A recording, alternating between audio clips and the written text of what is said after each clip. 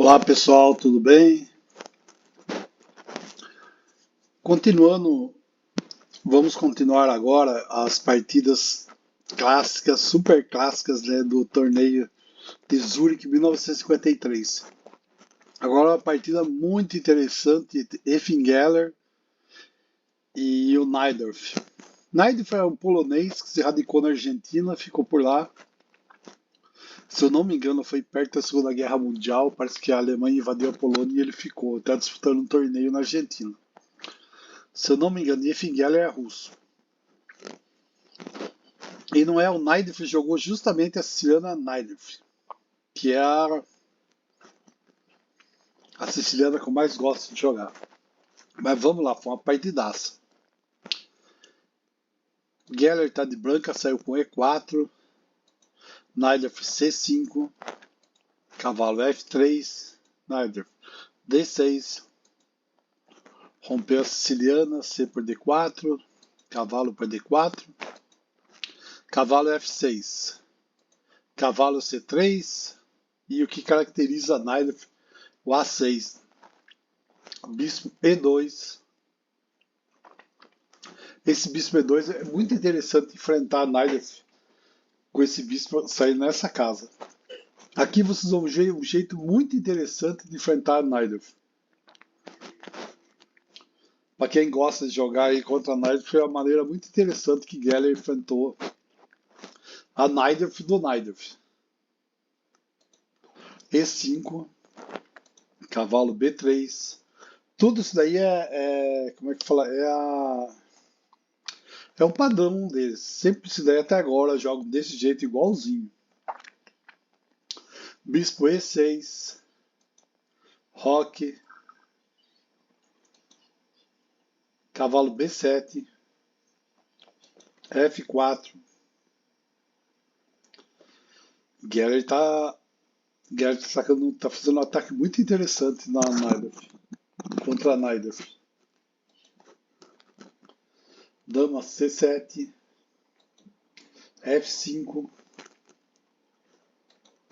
bispo C4, A4.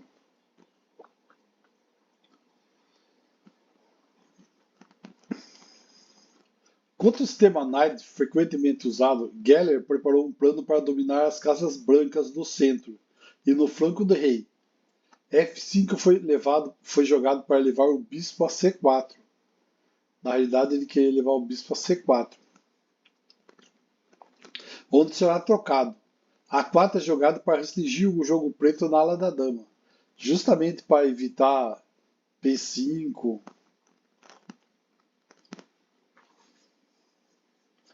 Tá, mas vamos lá, torre C8, bispo E3. Esse bispo E3 é uma imprecisão, o melhor lance seria bispo por C4. Bispo E7. Qual que seria agora o espírito dessa variante? Olha, a melhor jogada seria D5, E por D5, bispo B4, ou D5, cavalo por D5, cavalo por D5, E por D5, bispo B3, C por B3, dobrando os peões aqui na B, bispo C5. Mas o que foi jogado foi A5. Geller quer restringir mesmo e evitar que o Najdorf jogue B5 e avance esse peão B5. Então, ele jogou A5 justamente para bloquear isso. Uma jogada interessante também seria bispo por C4, tocando os bispos de novo, dama por C4, H3, para evitar pulinho do cavalo aqui para G4, né? E ameaçando o bispo. E roque. Seria bem assim, as pretas iam estar muito interessante, posição boa, as brancas também. Mas jogou H5. o Naidef, o temperamento do Naidef era bem temperamental. E ele não gostava de se defender positivamente, por isso ele sempre faz algum tipo de contra-ataque. Vendo, na realidade, o que está acontecendo, as peças dele estão todas restritas. Ele quer abrir alguma maneira de fazer um contra-ataque. Ele viu que está tudo restrito no flanco da dama. Ele vai começar a operação agora, ele vai começar do lado do rei, ele vai começar as operações dirigido principalmente contra a possibilidade de branca G4. E ele tem uma torre, né? O seu rei está no meio, perigosamente, mas está.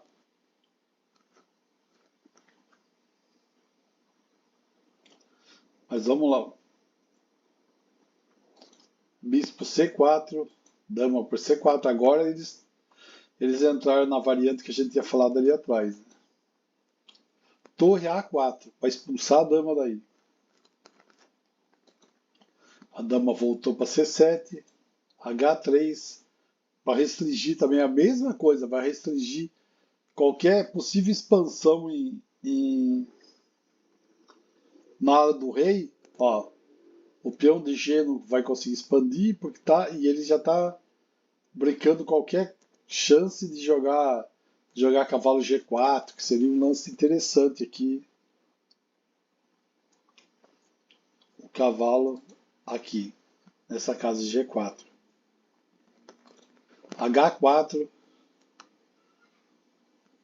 Knight também quer restringir que Geller vai mais. Avança o peão DH. Torre F2.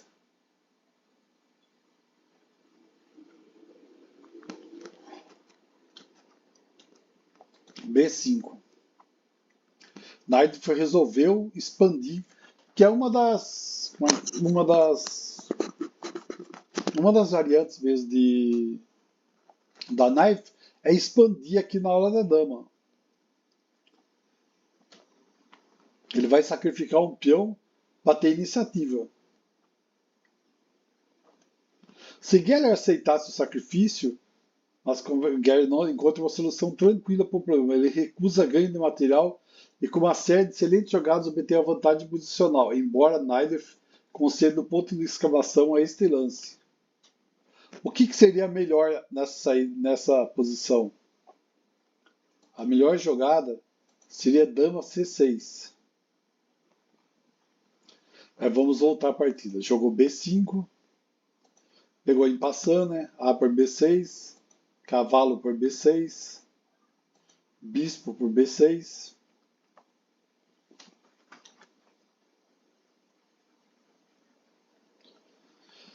Qual foi o objetivo dessa mudança? O objetivo dessa mudança é controlar as casas brancas, particularmente essa casa de D5, que é uma casa muito importante.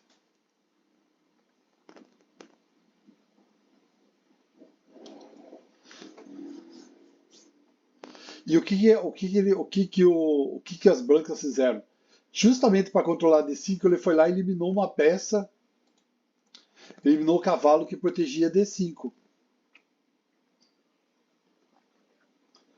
Na realidade, o que ele vai fazer? O que ele está pretendendo fazer? Ele está pretendendo atacar com tudo. Ele vai passar a torre de F2 para 1.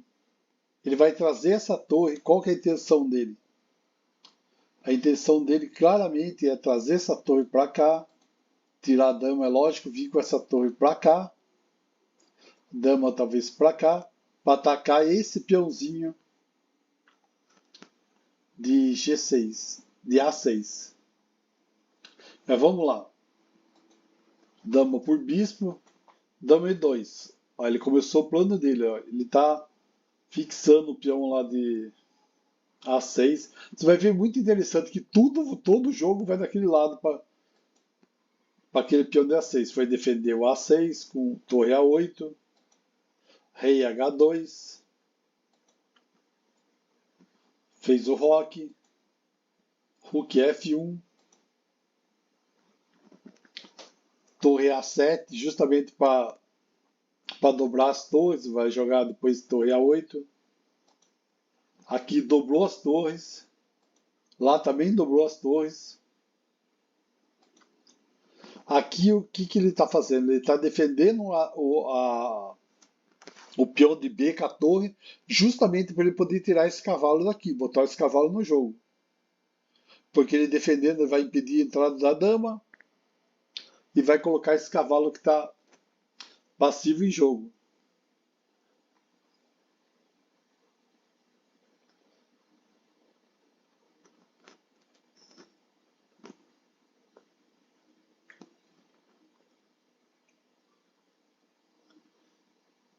E vai começar a segunda parte do plano dele agora. Ele jogou bispo D8, Maidorf, cavalo A5. Agora ele botou, ó, ele tirou o cavalo que estava passivo, ele está querendo acionar o cavalo dele. Torre C8, cavalo C4, ameaçando a dama, dama C6, cavalo E3, tirando o cavalo que ia perder, A5, Rook C4, ameaçando a dama, dama A6, tirando e ameaçando a troca de damas. B3, protegeu a torre. Bispo B6, atacando o cavalo. Mas com o movimento seria muito interessante, tem uma variante interessante, que era jogar torre A7, jogava torre A4 e trocar as torres.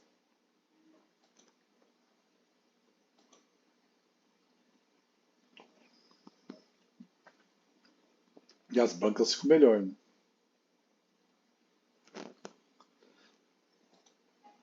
Mas trocou Rook por C8, dama por C8, o cavalo de para D5. Agora ele vai fixar lá qual foi o plano dele. O plano dele, lembra que eu falei ali atrás, que era D5? Ele vai explorar essa casa branca aqui. Olha como você vê, lá atrás ele pensou, ele trocou o bispo dele pelo cavalo, lembra que tinha um cavalo em B6? Ele trocou o bispo pelo cavalo justamente. E agora, e para tirar esse cavalo daí? Não tem como tirar. Ele vai trocar um cavalo, você vai colocar outro. Agora esse cavalo tá aí, não tem nenhuma peça. Não tem nenhuma peça para tirar esse cavalo fortíssimo aí. Esse foi a melhor, foi a estratégia do jogo. Praticamente da vitória dele foi isso aí. Ele enfraqueceu as casas brancas do adversário, trocou a única peça que podia defender D5, que é onde ele queria, ele planejou colocar um cavalo dele. E agora só não tem nem como trocar torre, nada. Não dá para tirar o cavalo aí de nenhum jeito. O cavalo fixou de tal forma que tá na mão do Gellert esse jogo. Dama C5. O que ele fez aí? Ele tá ameaçando. O Gellert tá ameaçando dar uma entrada aqui. E mate, né? Porque o rei não tem saída aqui. Nessa casa aqui ele não pode ir, que tem o peão protegendo aqui. Peão em H4, ele está protegendo o mate. Geller jogou torre A1, impedindo o mate. Agora, sinceramente, eu não entendi essa jogada do Naidorf, mas vamos lá, né? Ele trocou ainda com esse cavalo fixo aí. Esse cavalo vai decidir o jogo. Bispo. O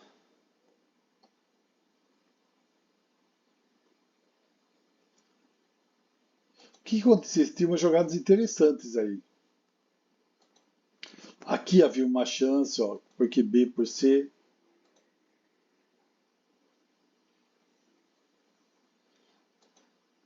Tinha A4, dama G4, A por B3. E eles iam G6, dama H4, E havia mate lá, né? Tem ainda, você tem esse cavalo aqui, mas ó, a dama, se entrasse aqui, podia dar mate aqui.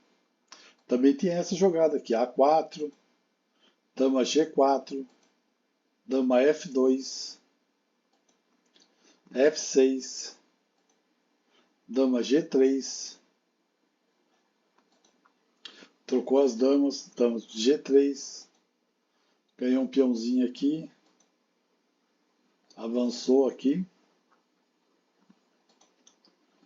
torre, bispo, cavalo B3. É agora, como vai segurar esse peãozinho aqui? E para segurar esse peão? O peão está defendendo justamente, vai ter que sacrificar o bispo, porque as duas casas negras aqui e aqui, o cavalo defende. Esse bispo vai ficar mobilizado aí, o cavalo aqui. Mas vamos lá voltar ao jogo. Dama F2. Seria mais rápido isso daqui, ó. Dama F4 não trocar. Bispo D8. B4. A4. Semelhante ao anterior. Ou dama G4. Bispo D8. Torre A4.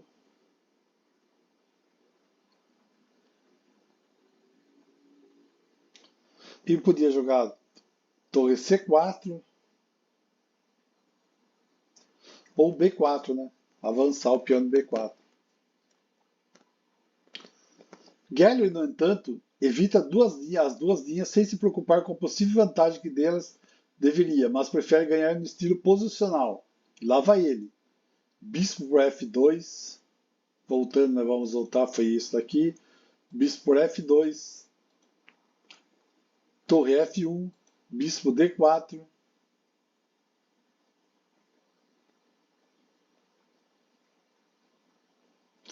Se o bispo resolvesse jogar aqui G3, ele nunca mais ia sair daí, né? Que tá tudo fechado para todo lado. Jogou C3, tentando tirar o bispo daí. O bispo para G4. Avançou para G4. Tomou em passant. Rei por G3. Torre B7. Rook B1. F6. Olha que interessante. Os peões das negras estão localizados na mesma cor do bispo. O cavalo branco está muito forte no centro. E as casas brancas são acessíveis ao cavalo branco.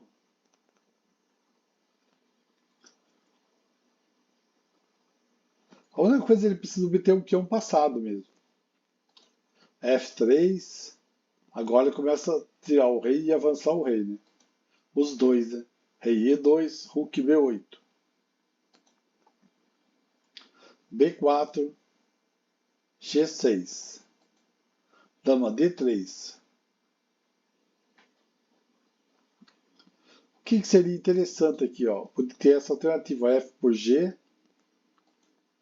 Rei por G, Bispo C5, B por C5, Torre por Torre. Olha que sequência. Peão C6, Torre B8, Peão C7, Torre A8. Jogou, coroou o peão. A dama, a torre não tem jeito, vai levar um duplex com varanda. Seria uma variante muito melhor, né? Muito interessante e já as brancas já arrematavam o jogo. Mas vamos voltar, não foi isso que foi jogado. G por F5, E por F5, A por B4, C por B4, Bispo D4, Rook C1. Olha que interessante, o peão está protegido pelo cavalo. Agora, teoricamente, ele está com a torre dele livre, né?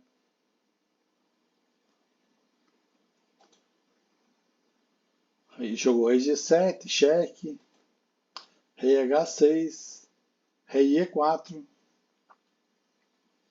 e o cavalinho, desde aquela hora, o Geller fez o plano para colocar o cavalo ali, e desde aquela hora esse cavalo está segurando o jogo inteiro. Ele segurou o centro de tal forma, ele está no melhor lugar do mundo, né? Ele tem um alcance, ataca tudo quanto que é casa, defende todas as casas. É importante. E o bispo tá fraquinho aí. O bispo, no fim, vai ter que sacrificar por esse peão, né? Que uma hora esse peão vai avançar. Bispo F2, torre G7, cheque, rei H4, rei F3 atacando o bispo, bispo E1, rei G2 defendendo o peãozinho. Tirou a torre da coluna B, lá vai o peão, B5. O bispo jogou bispo A5, B6. E não vai ter jeito, ele vai ter que entregar o bispo. E foi o que ele fez. O cavalinho foi decisivo, jogou em B. Agora vai lá, cheque. Rei H5. Cavalo voltou para o mesmo lugar de novo. E as negras abandonaram. Impressionante. Olha o plano lá atrás. O cara colocou. Deixa eu ver que lance que foi.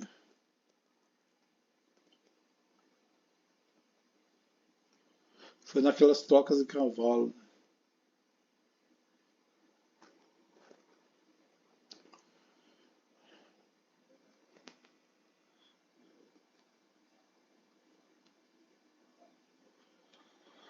Lá pelo lance 30, mais ou menos, ele trocou o bispo dele pelo cavalo, que poderia proteger a casa D5. Depois trocas de cavalo, colocou um cavalo em D5, e esse cavalo foi decisivo para conduzir o peão de B à coroação e à vitória. Olha, foi uma partida muito bonita. Geller jogou muito, Najdorf defendeu bem, mas